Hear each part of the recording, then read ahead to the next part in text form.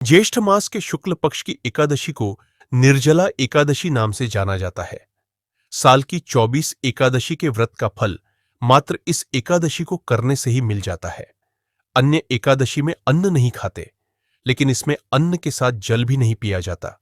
निर्जला एकादशी तिथि 6 जून 2025 को रात 2:15 पर शुरू होगी, जिसका समापन अगले दिन यानी 7 जून 2025 को सुबह 4:47 पर होगा।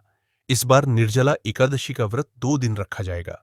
स्मार्त परिवारजन 6 जून शुक्रवार को निर्जला एकादशी का व्रत रखेंगे और व्रत का पारण 7 जून को करेंगे।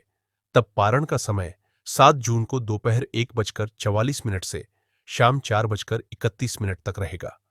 हरिवासर का समय 7 जून को 11:25 पर समाप्त होगा तथा वैष्णवजन निर्जला एकादशी व्रत शनिवार जून 7, 2025 को करेंगे। ऐसे में वैष्णवजन निर्जला एकादशी का पारण 8 जून 2025 को करेंगे। पारण का समय 8 जून को सुबह 5:23 से 7:17 का समय रहेगा।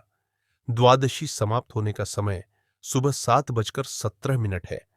एकादशी के व्रत को समाप्त करने को पारण कहते हैं। एकादशी व्रत के अगले दिन सूर्योदय के बाद पारण किया जाता है। एकादशी व्रत का पारण द्वादशी तिथि समाप्त होने से पहले करना अति आवश्यक है। द्वादशी तिथि के भीतर पारण न करना पाप करने के समान होता है।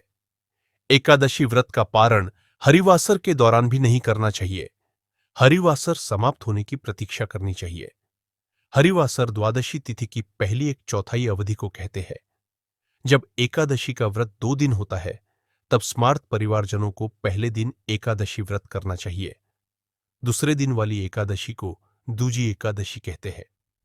सन्यासियों, विधवाओं और मोक्ष प्राप्ति के इच्छुक श्रद्धालुओं को दूजी एकादशी के दिन व्रत करना चाहिए। जब जब एकादशी व्रत 2 दिन होता है, तब तब दूजी एकादशी और वैष्णव एकादशी एक ही दिन होती है। पारण वाले दिन ब्राह्मणों को भोजन कराएं और दान दक्षिणा दें। इसके बाद व्रत का पारण करें। इस एकादशी का व्रत करने से साधक को मरने के बाद सीधे वैकुंठ लोक की प्राप्ति होती है। इस व्रत को करने से धन धान्य में वृद्धि होती है और दरिद्रता का नाश होता है। एकादशी की कथा सुनने के लिए चैनल को सब्सक्राइब जरूर करें। धन्यवाद। राधे राधे।